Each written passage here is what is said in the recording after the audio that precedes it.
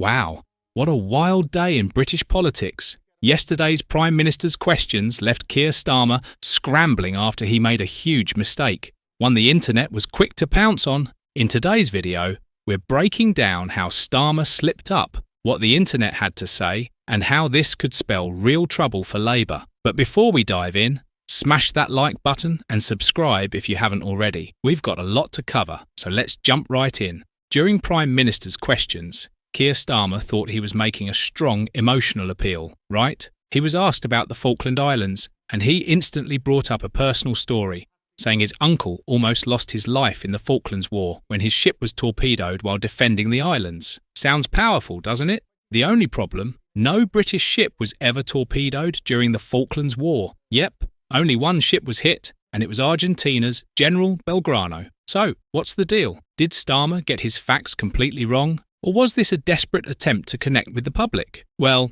it didn't take long for the internet to react. Social media exploded with tweets, memes, and fact checks faster than you can say Belgrano. Starmer's claims spread like wildfire. And let's just say, people weren't kind. Twitter users were quick to call him out, with some even dubbing it Starmer's Falklands fantasy. Ouch. But jokes aside, this couldn't come at a worse time for Starmer and Labour, with polling data showing their once commanding lead shrinking to a slim 1-point advantage over the Conservatives. This blunder might be exactly what they didn't need right now. Let's talk numbers. Just a few months ago, Labour was sitting comfortably with a 20-point lead over the Conservatives. Now, they're clinging to a 1-point advantage. It's shocking to see how quickly things can turn in politics. The latest survey shows Labour at 29%, with the Conservatives right behind at 28%. Reform UK is also creeping up, polling at 19%, making this political landscape even more unpredictable. And as if Starmer didn't have enough on his plate, this comes right after he had to accept the resignation of his Chief of Staff, Sue Gray, which also stirred controversy. What's going on behind the scenes? Is Starmer losing control? To make matters worse, Starmer's not just battling his opponents, he's facing trouble inside his own party, with internal disagreements, reshuffling, and Labour's shaky start in government. Critics are beginning to question if Starmer has what it takes to keep Labour on track. And then you throw in the Falklands slip-up. It's not looking great for him. The latest polls show Starmer's favourability ratings dropping to -36, almost matching Nigel Farage's score of -35. Even Rishi Sunak is doing worse, but not by much. This leaves many wondering, can Starmer survive the storm?